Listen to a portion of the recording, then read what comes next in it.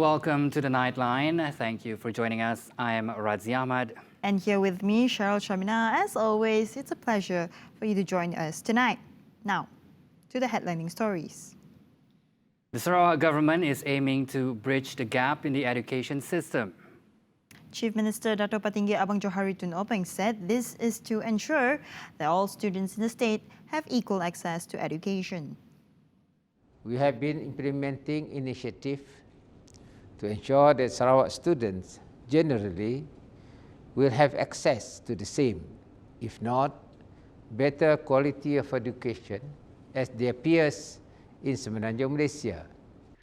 One of the initiatives is to enhance the competency of teachers and key workers, improving the infrastructure of dilapidated schools and providing basic utilities such as water and 24-hour electricity supply to create a conducive learning environment. Moreover, the Chief Minister said that the government has provided educational tools and resources for science, technology, engineering and mathematics, STEM, as well as establishing 5 Yayasan Sarawak International Secondary Schools. He believed that the technology and innovation will be the two main factors that will drive growth and prosperity of the economy in the future. Therefore, we are also working hard to cultivate our students' interests in science, technology, engineering, and mathematics, as to improve their future employability and ultimately enhance the quality of our workforce to maximize efficiency and effectiveness. Right. Now, the COVID-19 pandemic has put a wedge on the interaction between students and teachers worldwide. However, for teachers in Sarawak, this does not hold them back from fulfilling their responsibility. It is said that in times of adversity, we always find opportunities. As teachers and educators, we are spurred to find solutions to the hindrances that we face in making sure that our students continue to receive the education due to them. We become innovative to disseminate lessons and knowledge in places where connectivity is a setback. Hence, for SELES 2020, we have guided teachers in Sarawak. We have indeed found opportunities in adversity to teach out to the students where movements are controlled and places may have little or no internet connectivity, to share with us their experiences and methods. Manyin also recommends teachers, educators and policymakers to exchange views and opinions in exploring opportunities in facing adversity. He also added that a solid command of English can open up a myriad of opportunities for the younger generation. Virtual conferences, a hallmark for educators to engage during the COVID-19 pandemic. As such, the recent Sarawak English Language Education Symposium, or SELES 2020, provides professionals an avenue to share their innovations, trends, challenges, and solutions. Assistant Minister of Education, Science and Technological Research, Sarawak, Dr. Anwar Rapai, said teachers were able to present their creativity and innovativeness at enhancing the learning and teaching process in schools. I encourage this to continue and be further enriched in future SELES with even more teachers who have even been inspired from past SELES since 2017 will soon have their own work to share with the rest. I was also informed that for SELES in 2018 and 2019, the cascading of the take-home lessons by the teachers who attend the symposium to their peers have been made compulsory through the efforts of Sarawak State Education Department. According to Anwar, the aftermath of the cascading knowledge gained during the training have gathered an outreach of 11,596 teachers in Sarawak, a domino effect in spreading the knowledge to their peers and continuing to provide excellence in education.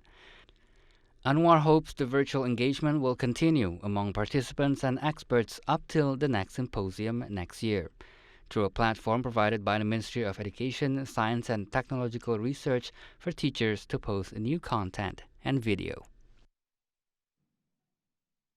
Meanwhile, Sarawak is prioritizing the push to get the Nia National Park listed as a United Nations educational, scientific and cultural organization, a UNESCO World Heritage Site.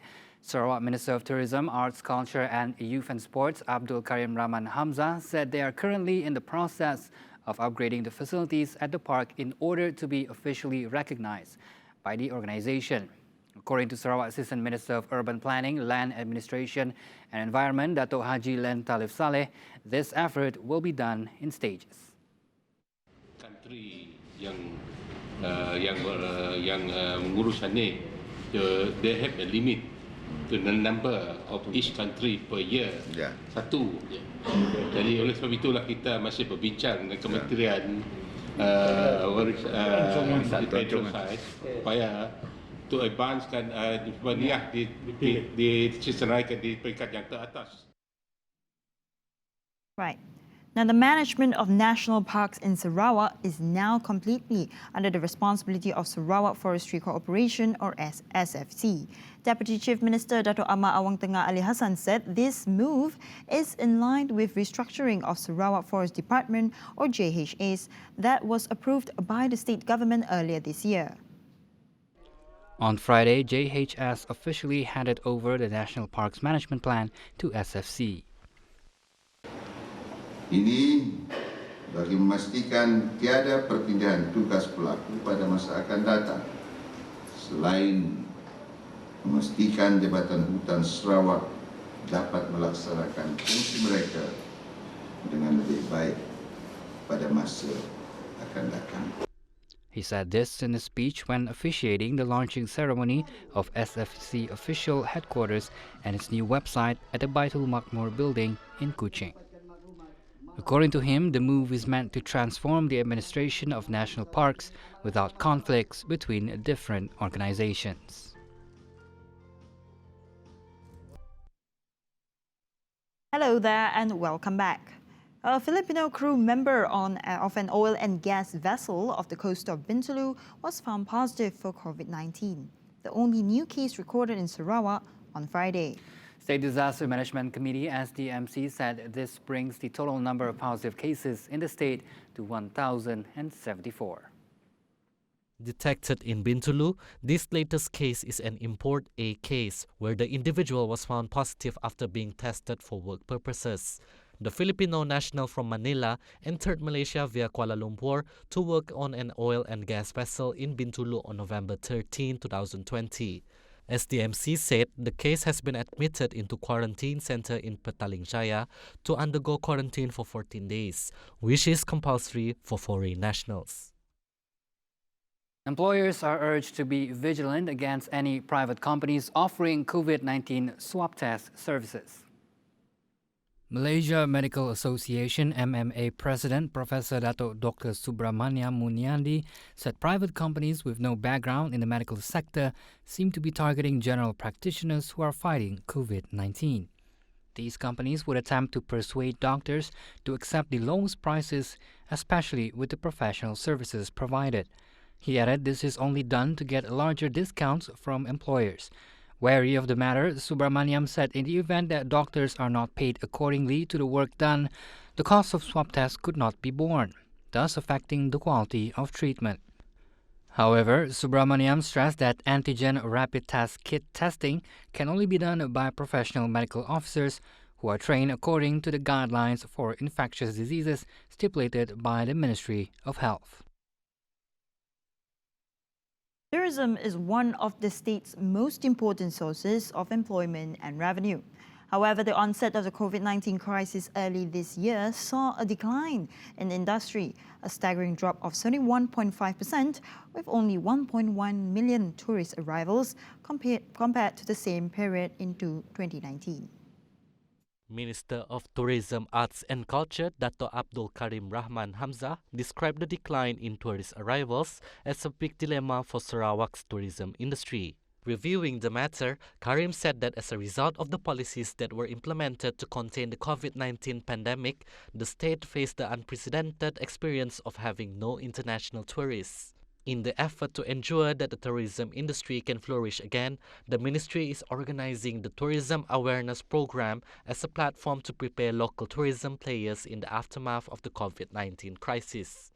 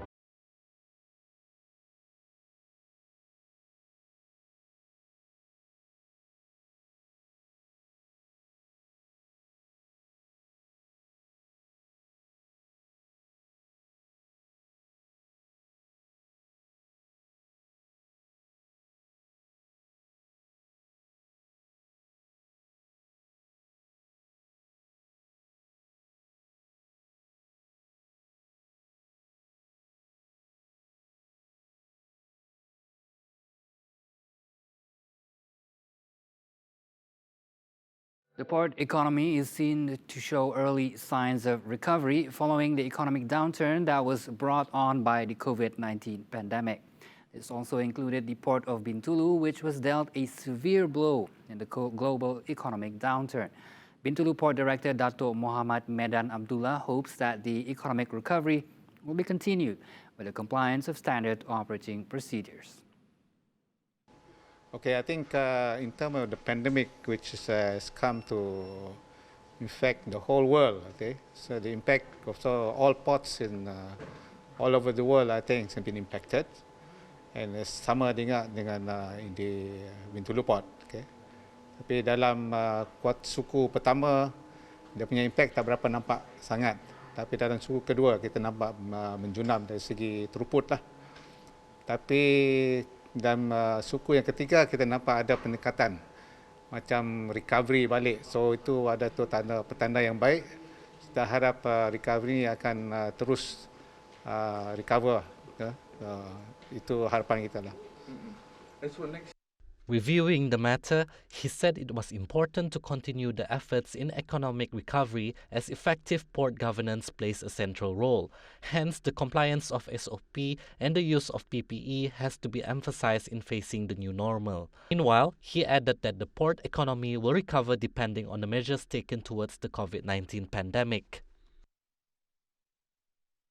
Petronas, through its subsidiary Petronas Suriname Exploration and Production BV, or PSEP BV, made its first discovery of hydrocarbon in Suriname with the successful drilling of the Sloania-1 exploration well located in Block 52.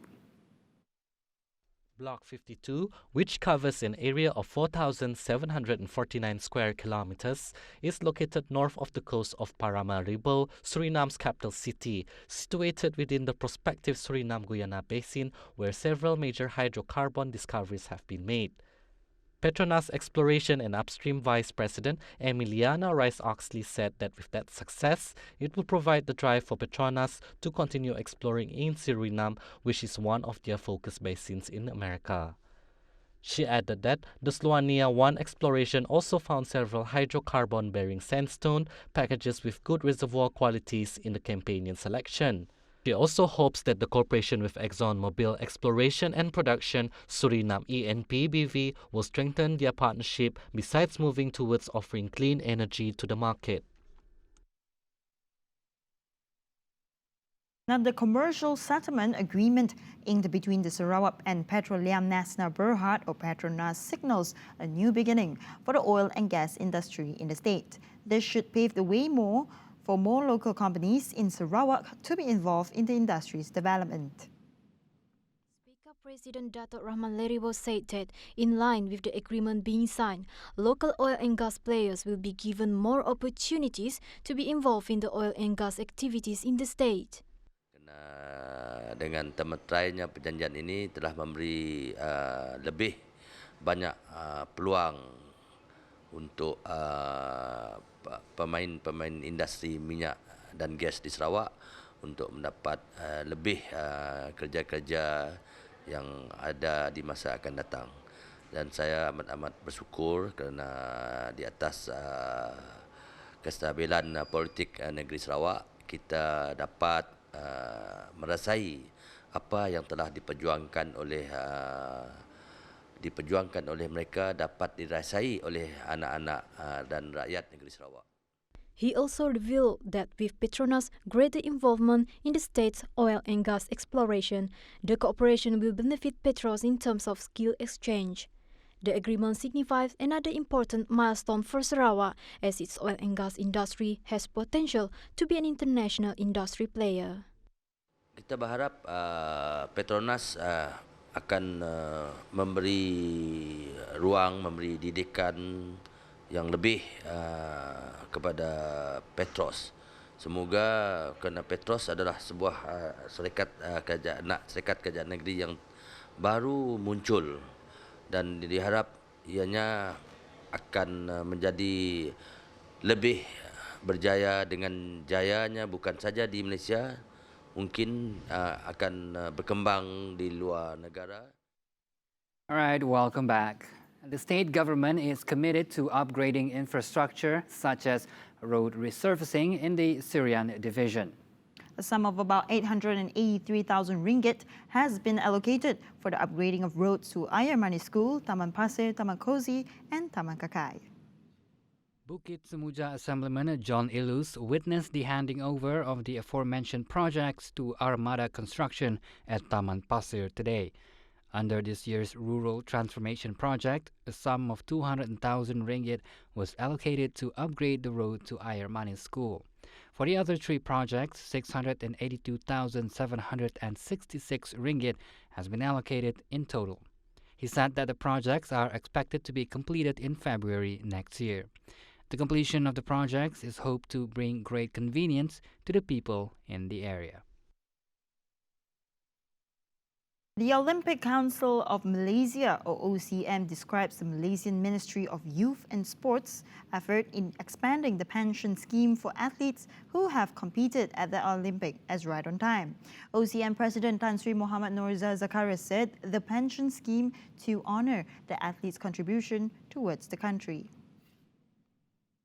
Aided, OCM is ready to collaborate with the ministry while hoping that the pension scheme comes to fruition as soon as possible. Meanwhile, Ministry of Youth and Sports, Datuk Sri Rizal Merican Naina Merican said the ministry is planning on expanding the pension scheme to all former Olympic athletes. Malaysian Football League Competition 2021 might make a comeback as the Ministry of Youth and Sports, KBS, has hinted at the possibility of allowing spectators in stadiums. Malaysian Minister of Youth and Sports, Datuk Rizal Merican Naina, said the decision has not been finalized yet. However, the motion received a positive response from the Ministry of Health.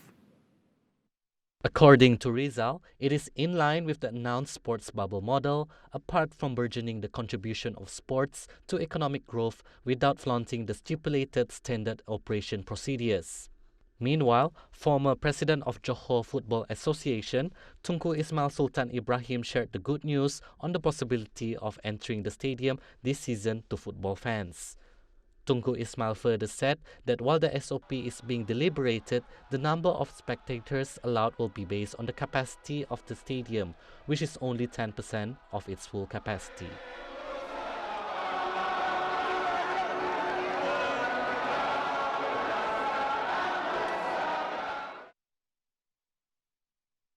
Right. Now, who would have thought that two primary 5 students from Sekolah Rendah Temong Serian would earn international recognition under the guidance of their teacher by winning an international award from the Festival de Cinema Escola de Alvorada in Brazil.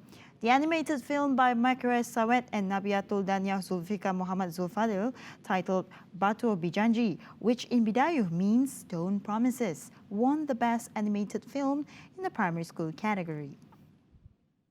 According to Wan Zulfadli Ad-Dini Wan Asmi, the award given is based on a vote by the audience.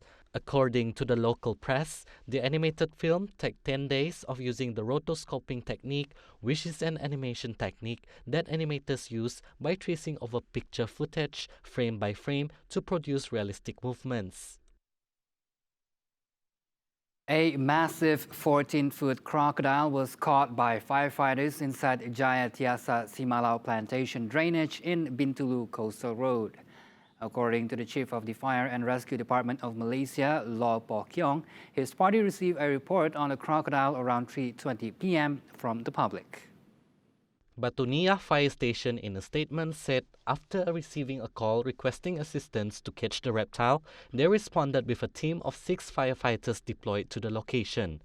Upon arrival, the firefighters confirmed that a crocodile was caught inside a trap in the plantation measuring about 14 feet in length and 2 feet wide. After conducting a size-up, the firefighters together with the State of Wildlife personnel proceeded to tie the crocodile up and successfully captured the reptile. The statement noted that the crocodile was later handed over to the State Forestry Department for further action. Now, even though the pandemic persists, early childhood education does not stop. One way to educate is through the Sarawak Kids Got Talent through an online streaming platform. The Ministry of Welfare, Community Wellbeing, Women, Family and Childhood Development Sarawak, Datuk Seri Fatimah Abdullah said this program will discover new talents in different categories. Sarawak Preschool Kids Got Talent, selalunya kita adakan ya pertandingan ini secara fizikal. Tetapi oleh kerana pandemik COVID-19, maka kita terpaksa adakan ianya secara virtual. Jadi alhamdulillah kita masih mendapat sambutan ya daripada sekolah prasekolah dan taska-taska. So ini adalah kategori yang diadakan pengucapan awam dalam bahasa Malaysia, bahasa Inggeris, bahasa Iban dan juga bahasa Mandarin. Kemudian bercerita, tarian, nyanyian solo, mewarna, melukis, and special talent. She said this after the SKGT Award ceremony. Fatimah emphasized that through this program, SKGT has the potential to discover and nurture new talents as well as showcase children's individual creativity. Furthermore, Fatimah added that One Stop Early Intervention Center aims to provide services such as early diagnosis, intervention and support under one roof for special needs children aged 7 and below. We have work together with the Jabatan Kesihatan, so specialists come to help us in terms of diagnostics. So one of the service that we provide there is diagnostic. Lepas itu, lepas diketahui apa jenis disability-nya, ketidakupayaan, maka intervensi yang sewajarnya akan diberikan. And that concludes the Nightline. I'm Razi Ahmad. And here with me, Cheryl Shamina. As always, we appreciate you tuning with TVS Nightline tonight. We'll see you next time. Have a good night and stay safe. Bye-bye.